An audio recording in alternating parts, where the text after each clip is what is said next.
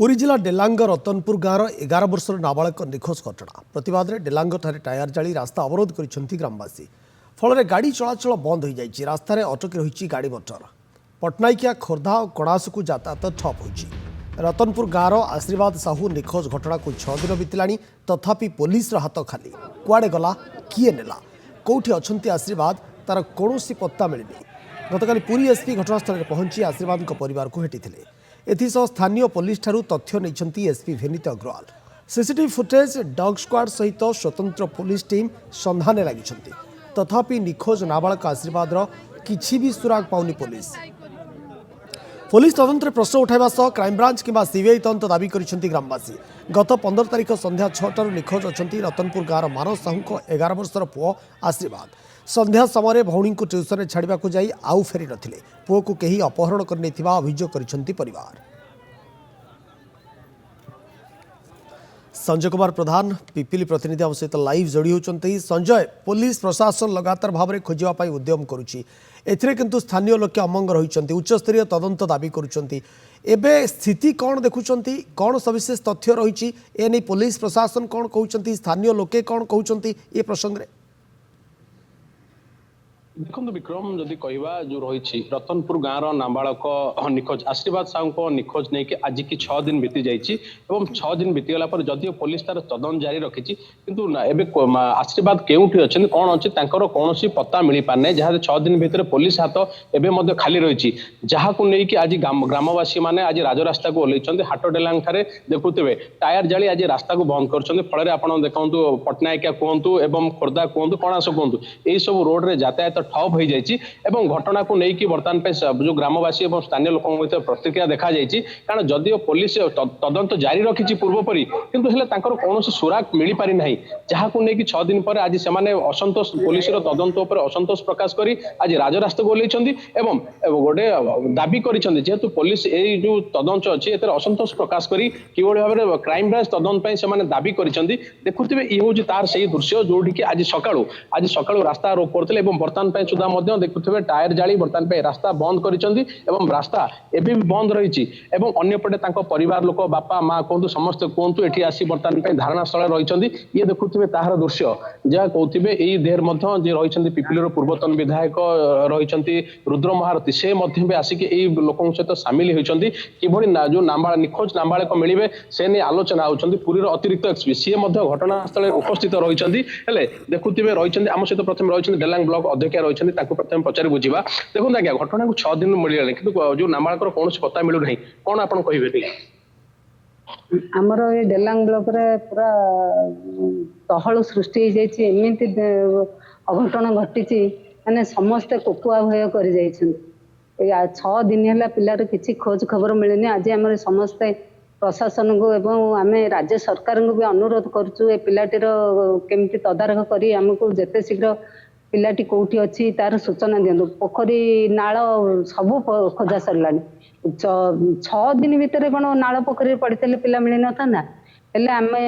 आज अनुरोध करुचु मु डेलांग ब्लॉक अध्यक्ष हिसाब से माँ हिसाब से हाथ जोड़ी अनुरोध करुच्ची राज्य सरकार को जिते शीघ्र यार पदक्षेप नहीं आम पिलाटी फेरई दिंतु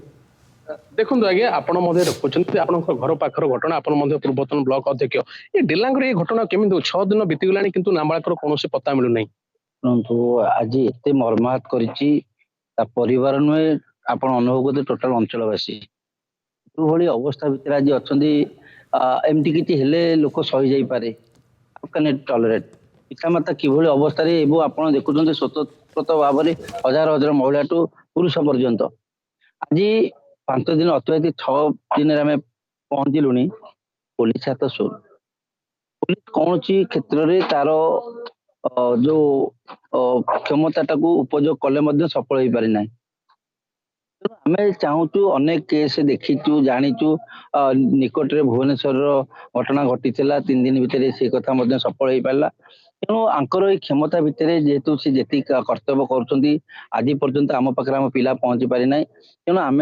आज अंचलवासी केवल आमर परिवार ने अंचलवासी दाबी हो डिमांड हो उच्चस्तरीय तदंत करा क्राइम ब्रांच को यार तदंत सुजोग दि जाऊ 24 घंटा भितर ଆମର ପିଲାକୁ ଆମ ପାଖରେ ପହଞ୍ଚେଇ ଏ ଯୋଉ ଅଶାନ୍ତର ବାତାବରଣ ସୃଷ୍ଟି ହେଇଛି ତାଙ୍କୁ ଶାନ୍ତ କରିବା ପାଇଁ ଆଜି ତାଙ୍କର ପଦକ୍ଷେପ ନିଅନ୍ତୁ।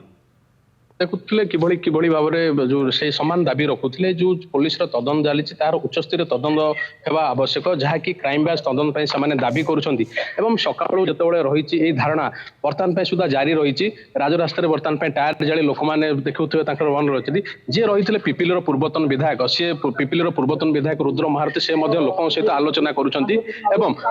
ଆମ ସିଧାସଳଖ ରୁଦ୍ର ମହାରଥୀଙ୍କ ପ୍ରତିକ୍ରିୟା ନେବାକୁ ଚେଷ୍ଟା କରିବା। ଆଜ୍ଞା ଦେଖନ୍ତୁ, ଡେଲାଙ୍ଗ ନାବାଳକ ଘଟଣାକୁ ହଜିବାକୁ 6 ଦିନ ବିତିଗଲାଣି, ଆପଣ ମଧ୍ୟ ଅଛନ୍ତି, ପ୍ରଶାସନ ସହିତ ଆଲୋଚନା କରୁଛନ୍ତି, କଣ କହିବେ? କିନ୍ତୁ ଇଏ ଅତ୍ୟନ୍ତ ଦୁଃଖଦାୟକ ଘଟଣା।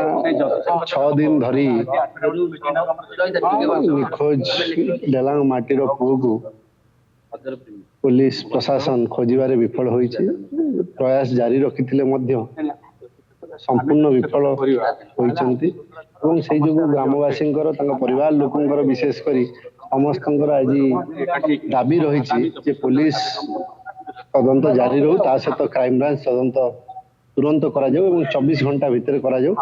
ଦୁଃଖର ବିଷୟ, ଯଦି କଲେକ୍ଟରଙ୍କ ସହିତ ଯୋଗାଯୋଗ କରିବା ପାଇଁ ଚେଷ୍ଟା କରିଥିଲୁ, ସକାଳୁ ତାଙ୍କର ଫୋନ ସୁଇଚ୍ ଅଫ୍ ଅଛି।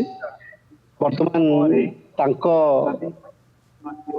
ଅନୁପସ୍ଥିତିରେ, କଲେକ୍ଟରଙ୍କର ଅନୁପସ୍ଥିତିରେ ତହସିଲଦାର ଆସିଛନ୍ତି ଏବଂ ଏସ୍ପିଙ୍କର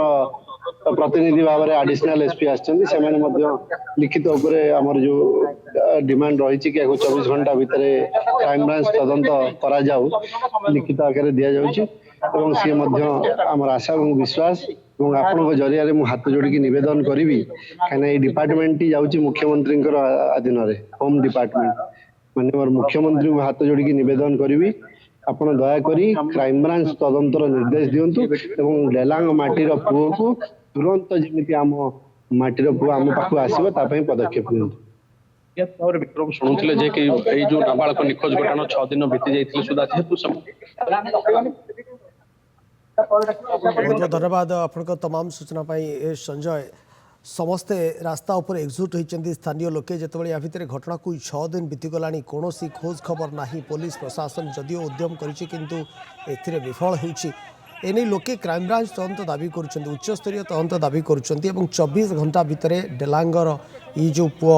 जेभली भाव में कुआड़े निखोज हो जाइए, किभली भाव में से परिवार निकट को फेर एने स्थानीय लोकंर दाबी रही। आप घटना पर नजर रखि था। परवर्ती पर्यायर संजय पुणी थे ए प्रसंग अपडेट पे आप फेर धन्यवाद।